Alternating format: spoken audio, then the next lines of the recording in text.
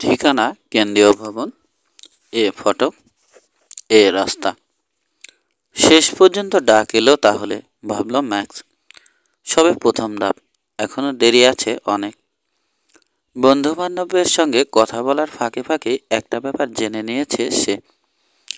চারদিক থেকে এমনভাবে ঘিরে রাখা হয়েছে কেন্দ্রীয় ভবন, কড়া পাহারায় রাখা হয়েছে যে সেদিকে সচরাচর যাওয়ার আশা একেবারেই দুরাশা। বিচিত্র সব গল্প শোনা যায় কেন্দ্রীয় ভবন সম্পর্কে। জায়গাটা সম্পর্কে নাকি প্রথম প্রথম কৌতূহল প্রকাশ করেছিল দুই একজন। চুপি চুপি লুকিয়ে দেখতে গিয়েছিল, জানতে গিয়েছিল কি আছে এর ভেতর। কিন্তু আর ফিরে আসেনি তারা, রাতারাতি হারিয়ে গিয়েছিল কোথাও। কেন্দ্রীয় ভবনের শ্রমিকদের প্রথমেই জানিয়ে দেওয়া হয় ওখানে ঢোকার পর চাকরি ছাড়ার আগে আর বেরোতে পারবে না। চাকরি ছাড়ার পরও স্পাই লেগে থাকে ওদের পেছনে। চাকরির অনেকগুলোর মধ্যে একটা শর্ত, ওখানে যা দেখবে যা শুনবে তা বাইরের কারো কাছে বলতে পারবে না। যদি বলে আর জানতে পারে কর্তৃপক্ষ, তো সঙ্গে সঙ্গে মৃত্যুদণ্ড দেয়া হবে তাকে। একটা ভূগর্ভ রেল আছে কেন্দ্রীয় ভবন পর্যন্ত। গভীর রাতে এই রেলপথ ধরে কেন্দ্রীয় ভবনে যায় অজ্ঞাতনামা ব্যক্তিরা। সুপ্রিম কাউন্সিলের অধিবেশন বসে ওখানে। তীব্র কৌতূহল নিয়ে এহেন ভবনের দিকে এগিয়ে চলল ম্যাক্স। শিগগিরই জানতে পারল কেন্দ্রীয় ভবনের কড়াকড়ির শোনা কথা ফাঁকা বুলি নয়। পাহারায় বিন্দুমাত্র ফাঁক নেই কোথাও, নেই সামান্যতম ত্রুটি। সদর দরজায় পথ আগলে দাঁড়িয়ে আছে গার্ড, ধূসর ইউনিফর্ম, কোমরের বেল্টে এক পাশের খাপে ঝুলছে তলোয়ার, অন্য পাশে গুলি ভরা পিস্তল। দুটো গেট এখানকার ওয়ার্কার ব্যারাকের, একটা ভেতরে একটা বাইরে। দুটো গেট একসঙ্গে খুলে রাখা হয় না কখনো। ম্যাক্সকে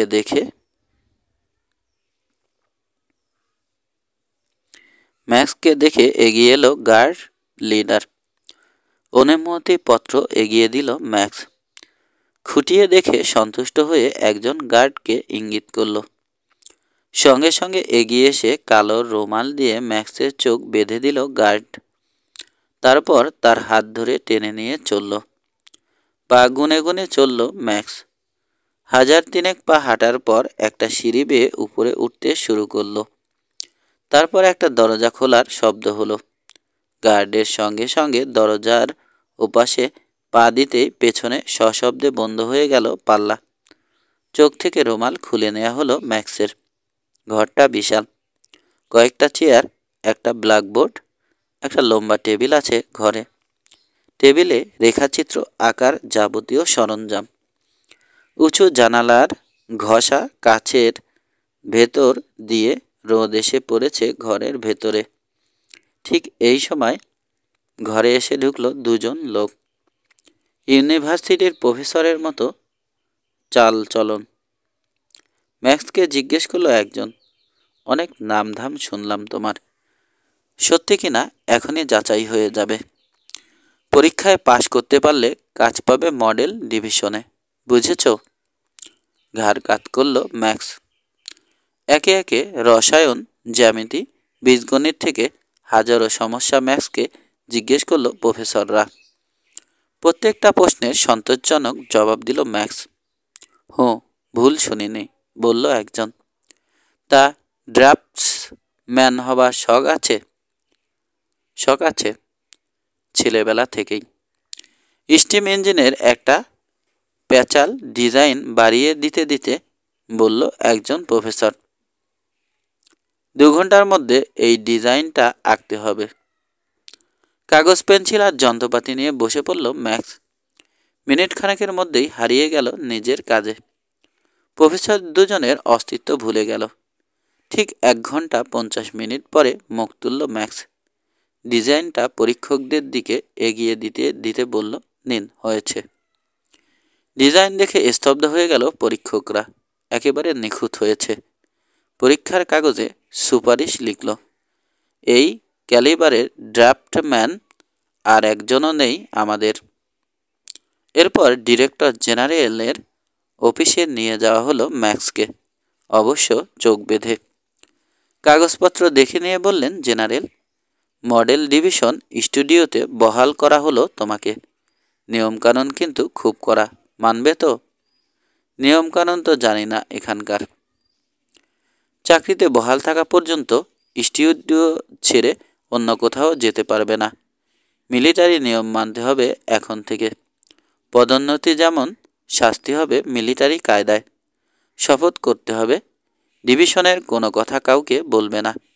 বাইরে থেকে তোমার নামে আসা সমস্ত চিঠিপত্র খুলে দেখে পরীক্ষা করে নিশ্চিন্ত হয়ে তবেই তোমাকে দেয়া হবে। শুধু নিজের পরিবার পরিজনের কাছেই চিঠি লিখতে পারবে। তার মানে এক ধরনের জেলে পোড়া হচ্ছে আমাকে, মনে মনে বলল ম্যাক্স। মুখে বলল, কড়া নিয়ম, কিন্তু মানব। 4 নম্বর স্টুডিওর ড্রাফটম্যান হিসেবে বহাল করা হলো তোমাকে। থাকার ব্যবস্থা ওখানেই, খাবে ফার্স্ট ক্লাস ক্যান্টিনে। মালপত্র কোথায়? আনিনি।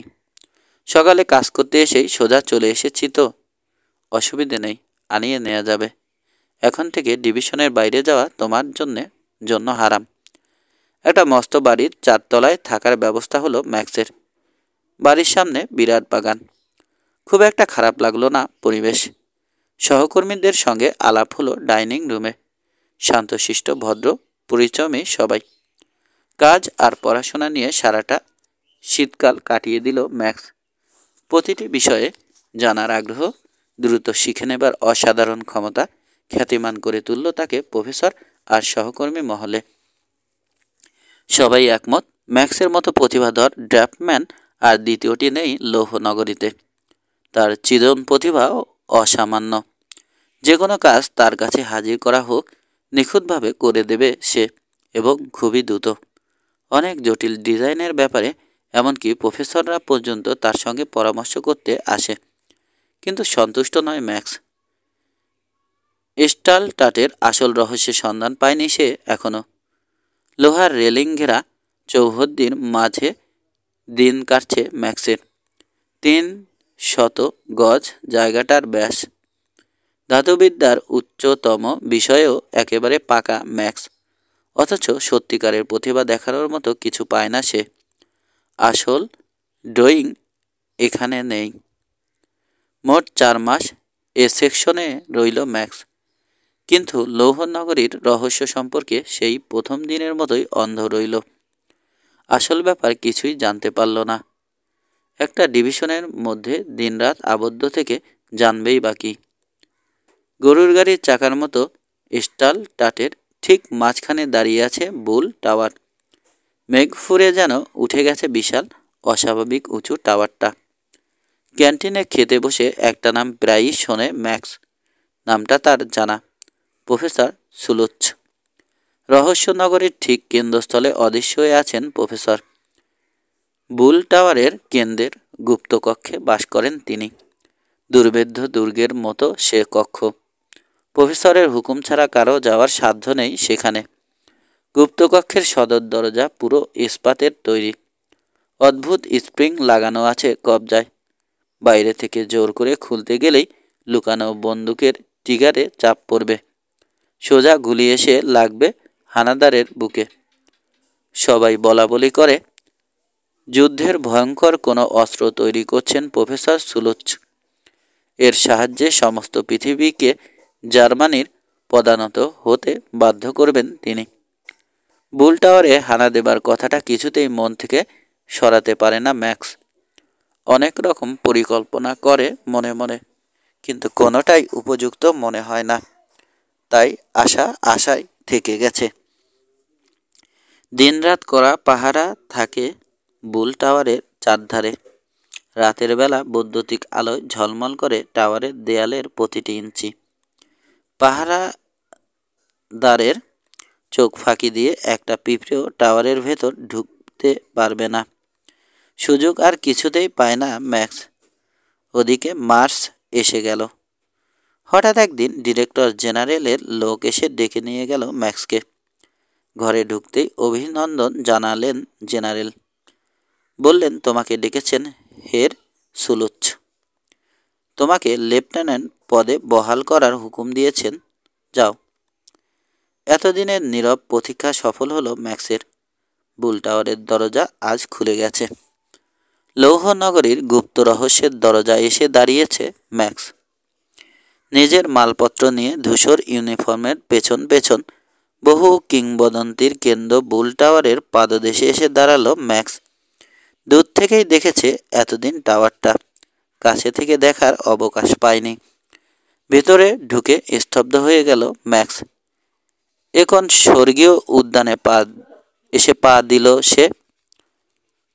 এত সুন্দর বাগান তৈরি করলেন কি করে প্রফেসর সুলুচ? বাতাস উষ্ণ। নিরক্ষীয় অঞ্চলের বৃক্ষবহুল এলাকায় এমন দেখা যায়। কিন্তু বাতাস গরম করলেন কি করে সুলুচ? তবে কি কোনো পথে গরম বাতাসের পাইপ আছে?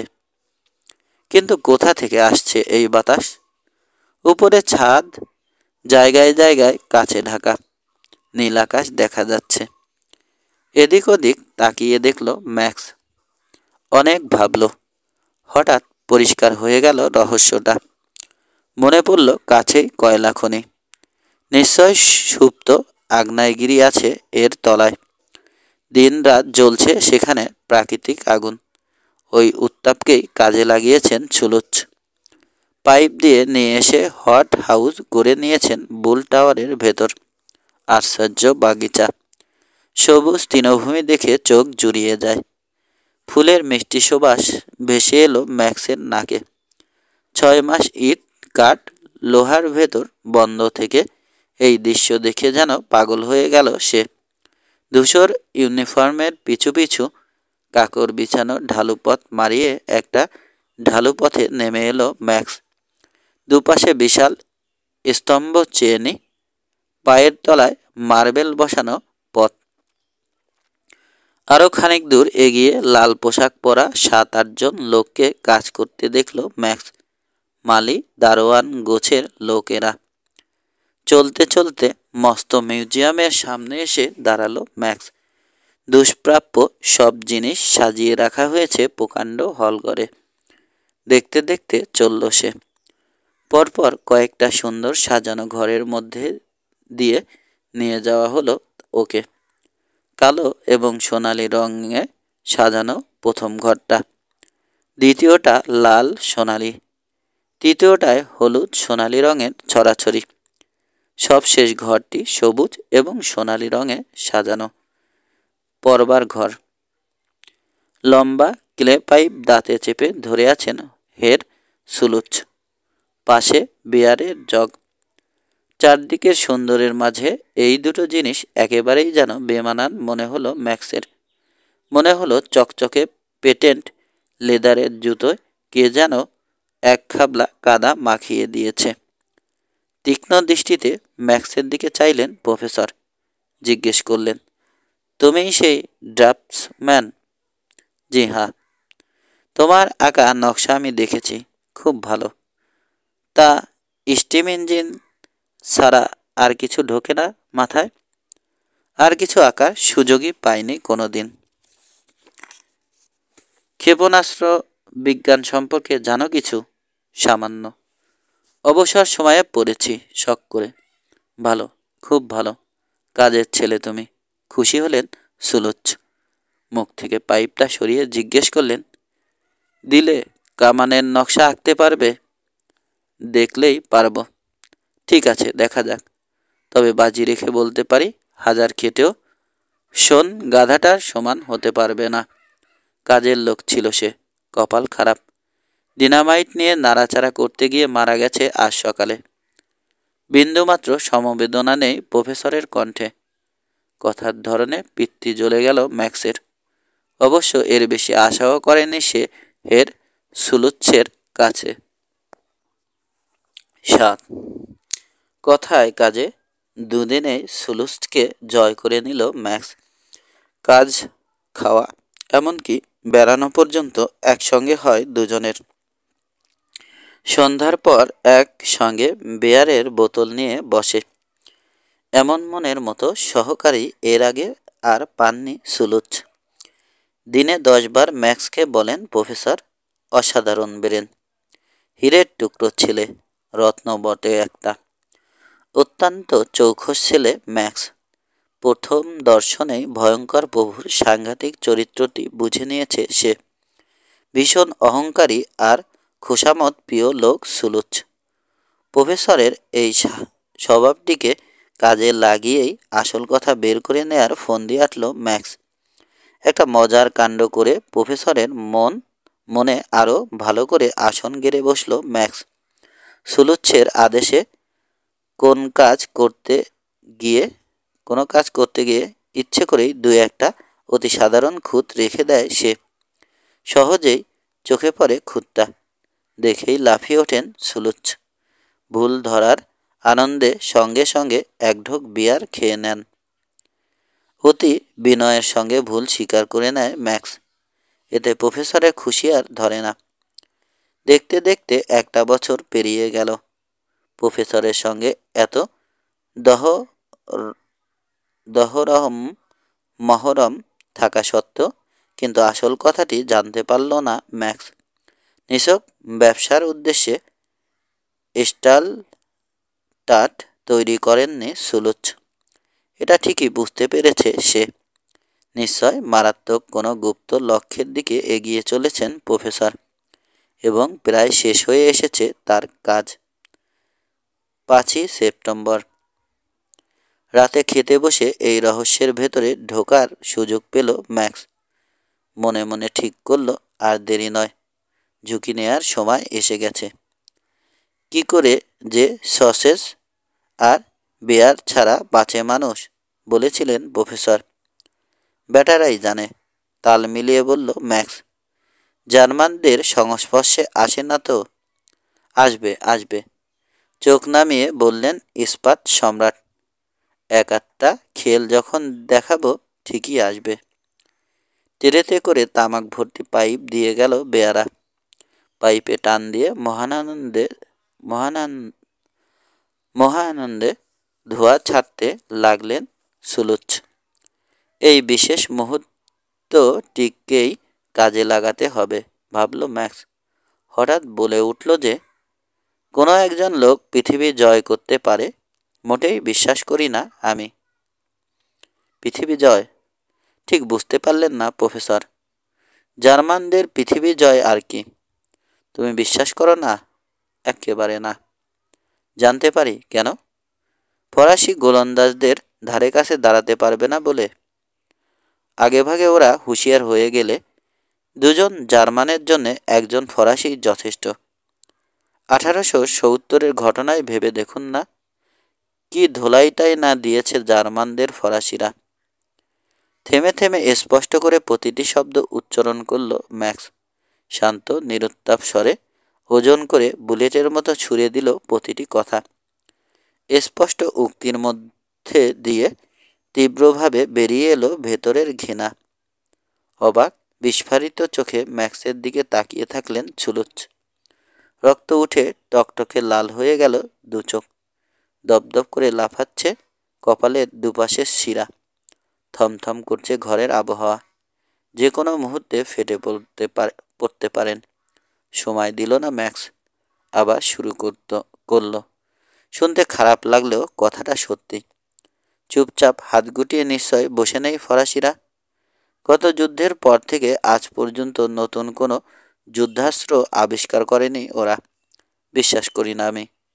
এদিকে বোকার মতো কেবল কামানের ওজন বাড়িয়েই চলেছি আমরা। ওদিকে নিশ্চয় নতুন মারাত্মক কিছু বানিয়ে বসে আছে ফরাসিরা। মারাত্মক নতুন কিছু। উত্তেজনায় কথা আটকে এলো প্রফেসরের। আমরা কি বসে আছি মনে করছো নাকি তুমি? তো কি করছি? ব্রোঞ্জ দিয়ে যা বানিয়ে গেছেন আমাদের পূর্বপুরুষরা, তারই নতুন সংস্করণ বানাচ্ছি আমরা ইস্পাত দিয়ে। সাইজ আর রেঞ্জ ডবল করেই ভাবছি। কি জানি কি করলাম। শুধু ডবল ভাবছি নাকি? আমি তো জানি তার চেয়ে অনেক বেশি। ধমকে উঠলেন সুলুচ। তাতেই বাকি। সেটাও তো আমাদের নিজস্ব আবিষ্কার নয়, চুরি করা।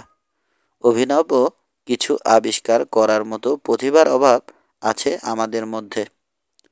খানিকটা সামলে নিয়েছেন প্রফেসর, কিন্তু এখনো ঠোঁট কাঁপছে তার, মুখ থেকে রক্ত নামেনি। সন্দেহে দুলছে ম্যাক্সের মন। কি করবেন সুলুচ? মুখ বুজে সহ্য করবেন তীব্র অপমান? সহ্য করবেন সামান্য এক সুইস ড্রাফটসম্যানের স্পর্ধা? নিজের আস্থানায় বসে নিজেরই কর্মচারী। এত বড় কথা বলেছে প্রফেসর সুলুচ্ছের মতো বাঘা বিজ্ঞানীর মুখের উপর। এর কোনো শাস্তি পেতে হবে না তরুণ ড্রাফটসম্যানকে? ম্যাক্সকে চমকে দিয়ে হঠাৎ দাঁড়ালেন সুলুচ। মুখ থেকে ছিটকে মেঝে পড়ে দু টুকরো হয়ে গেল পাইপটা। ম্যাক্সের একটা হাত ধরে হ্যাঁচকা টানে তাকে দাঁড় করিয়ে দিয়ে বললেন, এসো এসো আমার সঙ্গে। নিজস্ব প্রতিভা আছে কিনা প্রফেসর সুলুচ্ছের দেখে যাও। মারাত্মক খেলা খেলেছে ম্যাক্স। খেলতে হয়েছে জীবন বাজি রেখে, কিন্তু জিতে গেছে। জার্মান বিজ্ঞানীর অহমিকায় আগুন ধরিয়ে দিয়েছে তার করা তীব্র সমালোচনা। খেপে গেছেন ইস্পাত সিংহ। দ্রুত গিয়ে পড়ার ঘরে ঢুকলেন প্রফেসর, তার পেছনে পেছনে ম্যাক্স। একটা সুইচ টিপতেই ঘর ঘর করে সরে গেল একটা গুপ্ত দরজা। সামনে সরু সুড়ঙ্গ, ধাপে ধাপে সিঁড়ি নেমে গেছে নিচে। নেমে চললেন প্রফেসর। একেবারে তলায় পৌঁছে একটা চাবি বের করলেন পকেট থেকে। আন্দাজ করল ম্যাক্স, এই চাবি কখনো কাজছাড়া করেন না প্রফেসর। ওক কাঠের প্রকাণ্ড দরজায় লাগানো তালায় চাবি ঢুকে মোচড় দিলেন। নিঃশব্দে দরজা খুলে ঢুকে পড়লেন ভেতরে। সঙ্গে সঙ্গে ম্যাক্সও। অসংখ্য কবজার মাঝখান দিয়ে পথ করে হন হন করে এগিয়ে চললেন প্রফেসর। দেখতে দেখতে চলল ম্যাক্স। আর একটা দরজার সামনে গিয়ে দাঁড়ালেন সুলুচ। তালা নেই দরজাটায়, সিটকিনিও না। বিশেষ কায়দায় বিশেষ জায়গায় চাপ দিয়ে দরজা খুললেন প্রফেসর। সামনে লোহার সিঁড়ি। গুনতে গুনতে প্রফেসরের পেছন পেছন উঠে চলল ম্যাক্স। সদুই ধাপ ওঠার পর থামলেন প্রফেসর। পাশের জানালা দিয়ে গোটা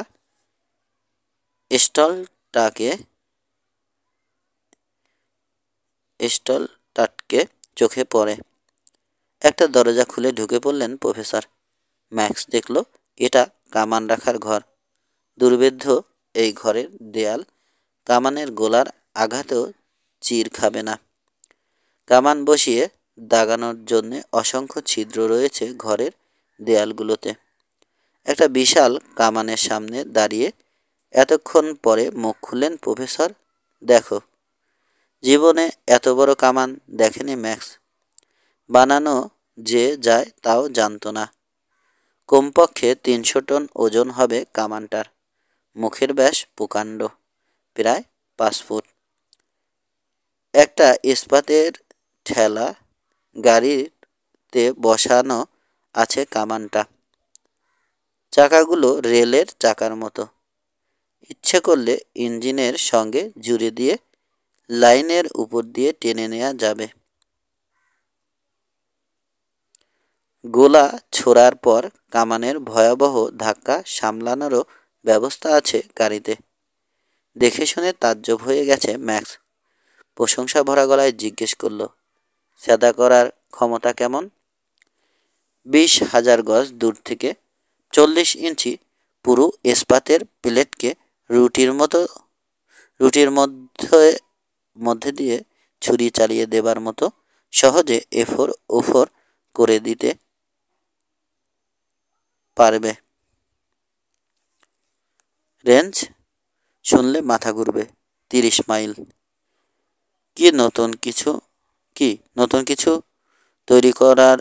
তৈরির ক্ষমতা আমার আছে কি নেই? 30 মাইল। অবাক হয়ে চেয়ে থাকলো ম্যাক্স। হ্যাঁ, 30 মাইল। একটু এদিক ওদিক নড়বে না গোলা। যেখানে লক্ষ্য করব নিশানা ঠিক থাকলে একেবারে সেখানে গিয়ে লাগবে। 30 মাইল দূরে পর্যন্ত গোলা ছুটতে হলে নিশ্চয় অভিনব বারুদের দরকার। বারুদ আছে, বানিয়ে নিয়েছি। অদ্ভুত গলায় বললেন প্রফেসর। আর সব বলবো বলেই তো এখানে নিয়ে এসেছি তোমাকে। গান পাউডারের যুগ আমার কাছে শেষ। আমি ব্যবহার করি গান কটন। সাধারণ বারুদের চাইতে এর ক্ষমতা 4 গুণ বেশি। এই ক্ষমতাকেও আরও 5 গুণ বাড়িয়ে নিয়েছি, 10 ভাগের 8 ভাগ করে নাইট্রেট অফ পটাশ মিশিয়ে। বুঝলাম, কিন্তু মেটালের কি ব্যবস্থা করেছেন? যত ভালো ইস্পাতই ব্যবহার করুন, এরকম প্রচণ্ড বিস্ফোরণ বেশিক্ষণ সইতে পারবে না কামান। বার 5 দাগার পরেই ফেটে যাবে। একবার ছুটতে পারলেই হলো। সে তো অনেক খরচ, 10 লাখ ফ্রা। কিন্তু একটা গোলা ছোড়ার জন্যে 10 লাখ খরচ করবেন? করব। 10 লাখের 1000 গুণ মানুষ তো মারতে পারবো একটা গোলায়। স্তম্ভ হয়ে গেল ম্যাক্স। লোকটা মানুষ না পিশাচ? এত নিষ্ঠুর কথাটা অত সহজে বলে ফেললেন যেন মানুষ মারাটা ওর কাছে পিঁপড়ে মারার চাইতেও সামান্য। কোনো মতে নিজেকে সামলে নিয়ে বলল সে, কিন্তু একটা গোলায় অত মানুষ মরে কি করে? এই কথা। শ্রাগ করলেন প্রফেসর। এসো আমার সঙ্গে। হাইড্রোলিক প্রেসারে চালিত একটা লিফটে চড়ে ম্যাক্সকে নিয়ে নিচের তলায় নেমে এলেন প্রফেসর। সুন্দর করে সাজানো সারি সারি ক্ষেপণাস্ত্রগুলো দেখালেন। দেখতে ছোট্ট কামানের মতো। কামানের গোলা। আঙুল তুলে দেখিয়ে বললেন, সুলুচ, এ ধরনের জিনিস জীবনে দেখেনি ম্যাক্স। কামানের গোলা এমন, লম্বায় 6 ফুট, ব্যাস 3 ফুট। রাইফেলের কার্তুজের মতো সারা গা শিশে দিয়ে মোড়া নল সদৃশ্য জিনিসগুলোর। পেছনটা স্টিলের চাদর দিয়ে বন্ধ করা। সামনে লাগানো স্টিলের সুচলো টুপি। ধাক্কা লেগে বারুদ জ্বলে যাবার ব্যবস্থাও আছে। বাইরে থেকে দেখে গোলার বৈশিষ্ট্য বোঝার উপায় নেই, কিন্তু অনুমানেই বুঝতে পারছে ম্যাক্স সাধারণ জিনিস হতে পারে না এগুলো। সাংঘাতিক কিছু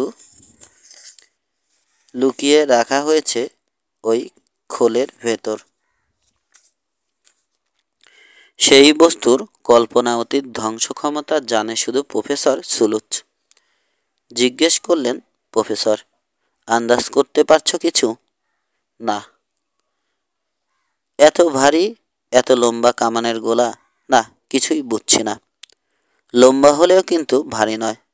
আসলে সাধারণ গোলার মতো বারুদ নেই এর ভেতরে। উপরের স্টিলের চাদর একেবারেই পাতলা, সহজেই ভেঙে ফেলা যাবে। এর নিচে ওক কাঠের মোড়ক। মোড়কের ভেতরে ঠাসা তরল কার্বন ডাই অক্সাইড। বায়ুমণ্ডলের চাপের 70 গুণ বেশি চাপে তরল করেছি এই গ্যাসটাকে। উপর থেকে শক্ত মাটিতে আছড়ে পড়লেই ভেঙে যাবে স্টিলের চাদর। তার নিচে কাঠ। খোলস ফেটে গ্যাসের আকারে বেরিয়ে আসবে কার্বন ডাই অক্সাইড। হঠাৎ রূপান্তরিত হওয়ায় প্রচণ্ড গতিতে বাতাসের মধ্যে দিয়ে ধেয়ে যাবে কার্বনিক অ্যাসিড গ্যাস। নিমেষে শূন্যের 100 ডিগ্রি নিচে নেমে যাবে তাপমাত্রা। বিস্ফোরণের কেন্দ্রের 30 গজের মধ্যে প্রত্যেকটি প্রাণী চোখের পলকে জমে যাবে। মৃত্যু হবে তৎক্ষণাৎ। 30 গজ কম করে বললাম। আসলে এর ধ্বংস ক্ষমতা আরও বেশি, 150-200 গজ পর্যন্ত। শুধু জমিয়ে দিয়েই ক্ষান্ত হবে না। বাতাসের চেয়ে ভারী বলে মাটির সঙ্গে জড়িয়ে থাকবে দীর্ঘ সময়। বিস্ফোরণের অনেকক্ষণ পরেও মারাত্মক বিপজ্জনক থাকবে এলাকাটা। যে ওই এলাকায় নাক গলাতে আসবে মরবে। তাহলে একটা গোলায় দুরকম ফল পাওয়া গেল। সঙ্গে সঙ্গে তো মরবেই, কয়েক ঘন্টা নাগাদ এলাকাটাকে নো ম্যানস ল্যান্ড বানিয়ে রাখবে। কামান ছুড়লাম, অথচ একটা লোকও আহত হলো না, সেফ মরে গেল। কি মজা না? আত্মতৃপ্তিতে চোখ দুটো ঝকঝক করে উঠল প্রফেসরের। নিষ্ঠুর আনন্দে দাঁত বেরিয়ে পড়েছে। আবার বললেন, প্রফেসর, কল্পনা করো তো এমন একটা শহর, চারদিকে যার পাঁচিল ঘেরা বন্ধ। বিপদ টের পাওয়ার সঙ্গে সঙ্গে ছুটে পালাতে পারবে না শহরবাসী। এ ধরনের অনেকগুলো কামান তাক করা আছে সেই শহরের দিকে। এক একটা কামান একবার করে দাগলেই ধ্বংস হয়ে যাবে বিঘে সাতেক জমির উপরের সমস্ত জীবন্ত প্রাণী। জমির পরিমাণ যদি হয় 7,000 বিঘে, প্রায় খানেকবার গোলা ছুটতে হবে শহরটাকে ধ্বংস করার জন্যে। ধরা যাক সবকটা কামান একসঙ্গে তাক করা আছে শহরের দিকে। একই সঙ্গে ট্রিগারের ইলেকট্রিক সুইচ টিপে দেয়া হলো। যাকে যাকে ছুটে যাবে গোলাগুলো। মিনিট খানেক পরেই দেখা যাবে শহরের 7,000 বিঘার মধ্যে জীবন্ত কেউ নেই। কার্বনিক অ্যাসিড গ্যাসের মহাসাগরে ডুবে থাকবে গোটা শহরটা। গত বছর মাথায় এসেছিল আইডিয়াটা। ডাক্তারের রিপোর্টে দেখলাম আলব্রেক খনিতে হঠাৎ করে কার্বন ডাই অক্সাইড পূর্ণ এলাকায় ঢুকে পড়ে মারা গেছে কাল নামে একজন শ্রমিক। প্রেরণাটা কিন্তু আরও আগেই পেয়েছি। নেপলস ডগ গ্রোটো দেখে আসার পর আপেক্ষিক গুরুত্বের দরুন ওখানে মাটির ফুট 2 উঁচু পর্যন্ত মাটি জড়িয়ে পড়ে থাকে কার্বন ডাই অক্সাইড। কুকুর বা ওই জাতীয় ছোট প্রাণী জায়গাটার ধারে কাছে ঘেঁষতে পারে না, দম বন্ধ হয়ে মারা যায়। শ্রমিকটা মরতেই বুঝতে পারলাম কোনো মতে কার্বন ডাই অক্সাইডের কৃত্রিম সাগর বানাতে পারলেই সমস্যা সমাধান হয়ে যায়। 5 ভাগের 1 ভাগ গ্যাস বাতাসে মিশে গেলেও তার মধ্যে শ্বাস নেওয়া যাবে না। শুনে বোকা হয়ে গেল ম্যাক্স। কথা বলার শক্তি হারিয়ে ফেলল। একটা সমস্যার সমাধান কিন্তু কিছুতেই করতে পারছি না। মাথা চুলকে বললেন প্রফেসর। কি? কামানের আওয়াজ। যদি নীরব করা যেত এটাকে, চাঁদনি রাতে বুল টাওয়ারে দাঁড়িয়ে ছুটতে পারতাম। আর টু শব্দটি না করে মারা যেত হাজার হাজার লোক। উফ, কি যে মজা হতো না। মানুষ মারার সুখ স্বপ্নে মশগুল হয়ে রইলেন প্রফেসর। কথা বলল ম্যাক্স। অনেক কিছুই বুঝলাম, কিন্তু আপনার 1000 কামান বানাতে খরচ পড়বে কত ভেবে দেখেছেন? টাকার তো অভাব নেই আমার। খাঁটি জার্মানের মতোই কথা বললেন প্রফেসর। গভীর আত্মপ্রত্যয় প্রকাশ পেল প্রতিটি শব্দে। যত যাই বলুন না কেন, খোঁচা মারল ম্যাক্স, কার্বন ডাই অক্সাইড ঠাসা কামানের গোলা এমন কিছু নতুন আইডিয়া নয়। দম বন্ধ করে মানুষ মারার অস্ত্র এর আগেও বানানো হয়েছে। তবে হ্যাঁ, আপনার গোলার ধ্বংস ক্ষমতা অবশ্য অনেক বেশি, কিন্তু খুঁতও আছে। খুঁত? অবাক হয়ে জিজ্ঞেস করলেন প্রফেসর। গোলার চেহারা দেখে 30 মাইল যাবে বলে মনে হয় না। ও এই কথা, ঠিকই ধরেছ, হাসতে হাসতে বললেন প্রফেসর। মাত্র 6 মাইল যাবার জন্যে বানানো হয়েছে এগুলো। এদিকে দেখো। একটা গোলা দেখিয়ে বললেন প্রফেসর। এটাতে কিন্তু খাঁটি স্টিলের কভার। অনায়াসে 30 মাইল দূরে নিক্ষেপ করা যাবে। কি আছে এর ভেতরে জানো? 100টা মিনি কামান। টেলিস্কোপের মতো ঢোকানো আছে একটার ভেতর আর একটা। লক্ষ্য বস্তুতে আঘাত করার সময় শূন্যে থাকতেই অনির্দিষ্টভাবে গোলা ছুটতে থাকবে এই কামানগুলো। সারা শহরে ছড়িয়ে পড়বে আগুনে বোমা। দাবানল জ্বলে উঠবে সারা শহরে। ঘরে পথে ঘাটে ছড়িয়ে পড়বে মৃত্যু। আর বেশি দেরি করব না, শিগগিরই বোমাটার রিহার্সেল দেব। পৈশাচিক হাসি হাসলেন প্রফেসর। খুশির ঠেলায় মারিশুদ্ধ দাঁত বেরিয়ে পড়ল। এক ঘুষিতে সবকটা দাঁত ফেলে দেবার অদম্য ইচ্ছেটা অনেক কষ্টে দমন করল ম্যাক্স। শুনছ, শিগগিরই মহড়া হবে আজব বোমার। কবে? কোথায়? উত্তেজনায় কপালের দুপাশের শিরা ফুলে উঠেছে ম্যাক্সের। কোথায়? কাস্কেড পাহাড়ের ওপাশের শহরটায়, ঠিক মাইল 30 দূরে, এক হদ্দ বোকার মডেল টাউনে। ছুড়ব 13ই সেপ্টেম্বর। সেদিন রাত ঠিক 12:15টায় ফ্রাঙ্কভিল শহরের অস্তিত্ব আর থাকবে না। চমকে উঠল ম্যাক্স। আজ 5 তারিখ, আর মাত্র 8 দিন আছে হাতে। তার মুখের ফ্যাকাশে ভাব নজর এড়াল না ধুরন্ধর প্রফেসরের। শান্ত গলায় বললেন সুলুচ, তাহলে বুঝেছ তো কোথায় আছি আমি, মানে জার্মানি। বোকা ফরাসিগুলোর 12টা বাজাতে খুব একটা কষ্ট হবে না আমার। হ্যাঁ, ধন্যবাদ দিতে হয় ডক্টর সারাসিনকে। আমার মহড়া দেবার কথা ভেবেই যেন একেবারে ঠিক 30 মাইল দূরে একটা সুন্দর শহর প্রতিষ্ঠা করেছেন তিনি। কিন্তু কাঁপছে ম্যাক্সের গলা। কিন্তু নিরপরাধ ওই লোকগুলোকে মেরে আপনার কী লাভ? যদ্দূর জানি ওরা তো কোনো ক্ষতি করেনি আপনার। ক্ষতি করেনি তো কি হয়েছে? শান্ত গলায় বললেন প্রফেসর। আমার কামানের আওতায় রয়েছে, এটাই ওদের অপরাধ। সোজা কথা, ডক্টর সারাসিনের সাধের স্বপ্নগুলি ধুলোয় মিশিয়ে দেব আমি। মরবার জন্যই শহর সাজিয়ে বসে আছেন দলবল নিয়ে। মারব, এর মধ্যে আর কোনো কিন্তু নেই। প্রফেসরের মাথার ঠিক ঠিকানা সম্পর্কে সন্দেহ জাগল ম্যাক্সের। ঠান্ডা মাথায় এত নিষ্ঠুর হতে পারে মানুষ বিশ্বাস করতে পারছে না সে। সেল চেম্বার থেকে বেরিয়ে এলো দুজনে। গুপ্ত কক্ষের দরজা বন্ধ করে দিয়ে ম্যাক্সকে সহ খাবার ঘরে ফিরে এলেন প্রফেসর। শান্ত পায়ে এগিয়ে গিয়ে জগ থেকে গ্লাসে বিয়ার ঢাললেন প্রফেসর। বেল বাজিয়ে বেয়ারা ডেকে আর একটা পাইপ আনার হুকুম দিলেন। একজন চাকরকে ডেকে জিজ্ঞেস করলেন, আর্মেনিয়াস আর সিগিমার কোথায়? ওদের ঘরেই, আসতে বলো। জি আচ্ছা। ঘর থেকে বেরিয়ে গেল চাকর। ম্যাক্সের দিকে চাইলেন সুলুচ। ইস্পাতের মতো কঠোর, নিষ্পলক, নির্মম, নিষ্করুণ চাউনি। সে চাউনির সামনেও এতটুকু কুঁকড়ে গেল না ম্যাক্স। চোখের পাপড়ি পর্যন্ত কাঁপল না তার। পাল্টা চাউনি হানল প্রফেসরের দিকে। শান্ত কণ্ঠে জিজ্ঞেস করল, যা বললেন সত্যি কি তাই করবেন? কেন, সন্দেহ আছে নাকি? ফ্র্যাঙ্কভিল শহরের অবস্থান মুখস্থ আমার। 13ই সেপ্টেম্বর ম্যাপ থেকে মুছে যাবে শহরটার অস্তিত্ব। প্ল্যানটা গোপন রাখলেই ভালো করতেন। যুক্তি জিনিসটা তোমার মাথায় ঢোকে না নাকি?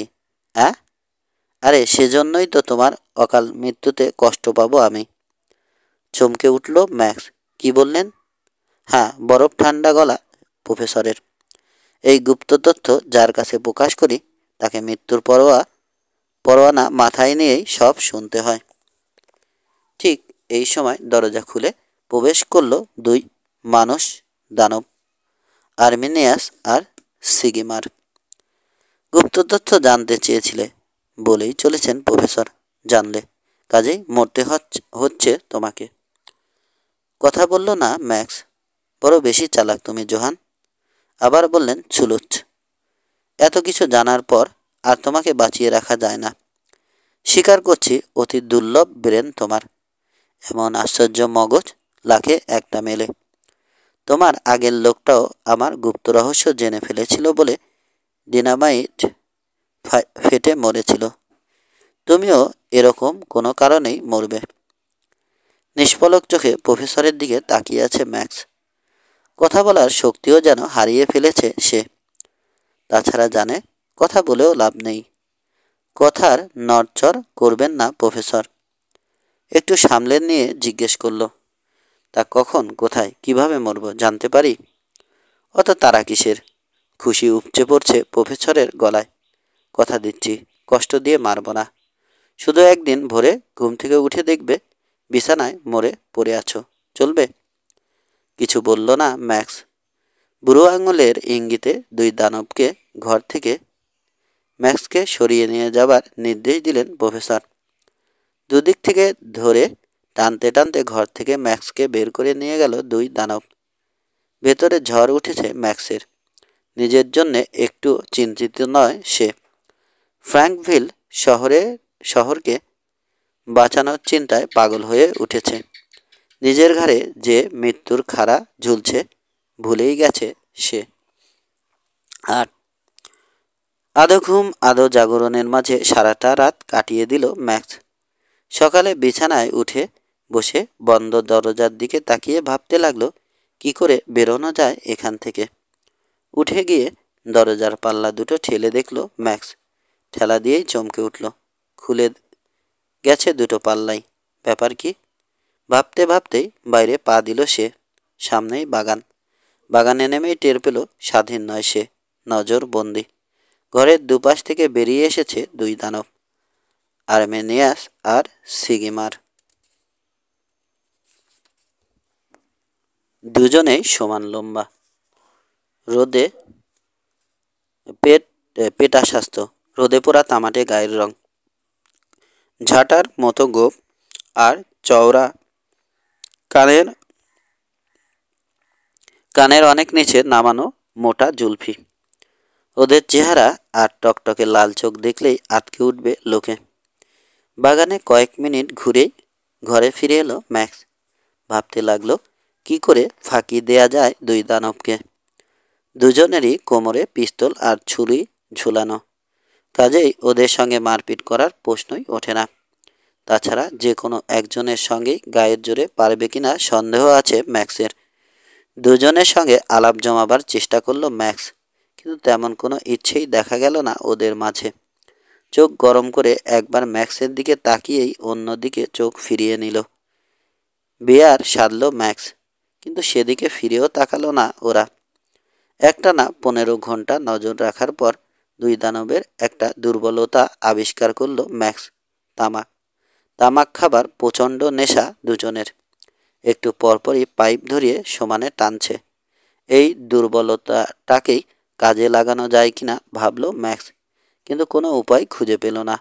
কথাটা ভুলে গেল সে। পরদিন সকালে বাগানে ঘুরতে বেরোলো ম্যাক্স। ছায়ার মতো পেছনে লেগে আছে দুই পাহারাদার। ঘুরতে ঘুরতেই একটা ঝোপের ভেতর গাছগুলো চোখে পড়ল ম্যাক্সের।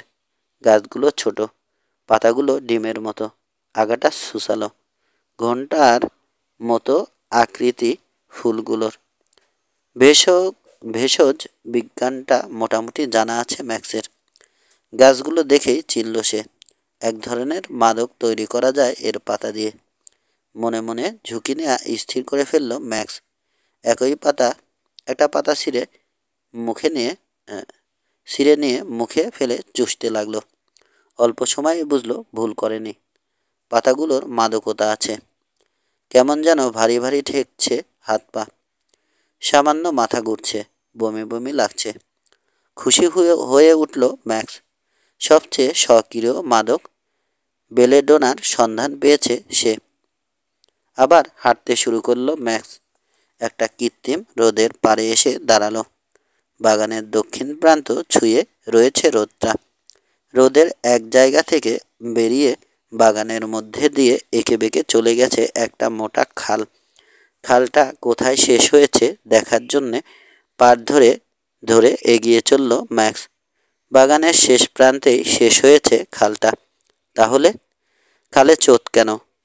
বদ্ধ পানিতে চোত থাকার কথা তো নয়। ফুল গাছের একটা পাতা ছিঁড়ে পানিতে ফেলল ম্যাক্স। আস্তে আস্তে ভাসতে ভাসতে গিয়ে সা করে খালের শেষ মাথায় পানির তলায় তলিয়ে গেল পাতাটা। ম্যাক্স বুঝল কোনো পাহাড় থেকে ঝর্নার পানি ঝরে পড়ছে রোদে। বাড়তি পানি খাল বেয়ে গিয়ে মাটির তলায় কোনো সুড়ঙ্গ পথে বেরিয়ে যাচ্ছে। চকিতে ভাবনাটা খেলে গেল ম্যাক্সের মনে। হ্যাঁ, বাইরে যাবার পথ পাওয়া গিয়েছে, তবে ঝুঁকিটা অত্যন্ত বেশি। কিন্তু এমনিতেই তো তার মৃত্যুদণ্ড দেয়া হয়েছে। ঝুঁকি নিয়ে যদি বাঁচার সামান্যতম আশাও থেকে থাকে তো মন্দ কি? ফিরে চলল ম্যাক্স। মাদক গাছগুলোর কাছে এসে দাঁড়ালো। একদৃষ্টে চেয়ে থাকলো মাদক উদ্ভিদগুলোর লাল ফুলের দিকে। দুই দানবকে দেখিয়ে 3-4টে পাতা ছিঁড়ে নিল একটা গাছ থেকে। তারপর ফিরে এলো ঘরে। আগুনের আছে পাতাগুলো শুকিয়ে নিল ম্যাক্স। তারপর বাঁ হাতের তেলোয় রেখে ডান হাতের বুড়ো আঙুল দিয়ে ঠেসে ঠেসে গুঁড়ো করে নিল। নিজের পকেট থেকে তামাক বের করে মেশালো। তারপর দানব দুটোকে দেখিয়ে দেখিয়েই পকেটে রেখে দিল। অবাক হয়ে দৃশ্যটা আগাগোড়া দেখল দুজনে। একে একে পেরিয়ে গেল আরও 6টা দিন। প্রতিদিনই রাত ভোর হবার সঙ্গে সঙ্গে ভাবে ম্যাক্স, এই মৃত্যুর পরোয়ানা নিয়ে হাজির হলো প্রফেসর সুলুচ্ছের লোক।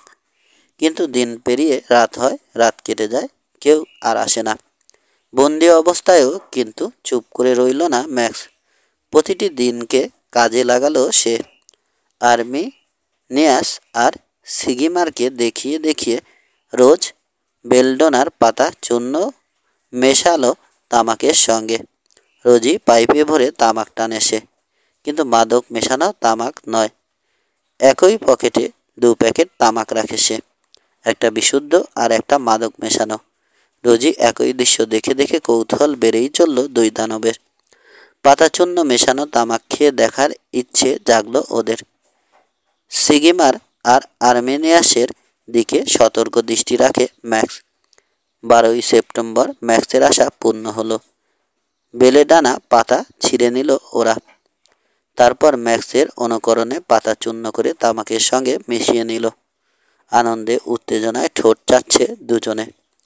সারাটা দিন অধীর আগ্রহে অপেক্ষা করল ম্যাক্স, কিন্তু মাদক মেশানো তামাক টানল না দুই পাহারাদার।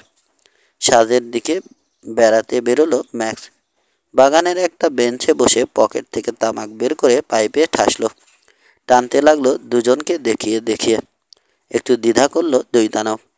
তারপর মাদক মেশানো তামাক বের করে পাইপে ভরে ওরাও টানতে শুরু করলো। পুরো 5টা মিনিটও গেল না, বেলডোনার বিষক্রিয়া শুরু হয়ে গেল। বিরাট হাই তুলতে শুরু করলো দুজনে। ঘোলাটে হয়ে এলো চোখ, চামড়ার রং কালচে হয়ে এলো। শিথিলভাবে দুপাশে ঝুলে পড়ল হাত, মাথা নেমে এলো বুকের উপর। শব্দ করে মাটিতে পড়ে গেল দুজনের পাইপ দুটো। বেঞ্চ থেকে ধপাস করে মাটিতে গড়িয়ে পড়ল দুই দানব। বেহুশ হয়ে গেছে আগেই। আর দেরি করলো না, আর দেরি করা যায় না। বড় জোর আর 30 ঘন্টা সময় আছে। তারপরে ফ্র্যাঙ্কভিলকে ধ্বংস করে দেবে প্রফেসর সুলুচ।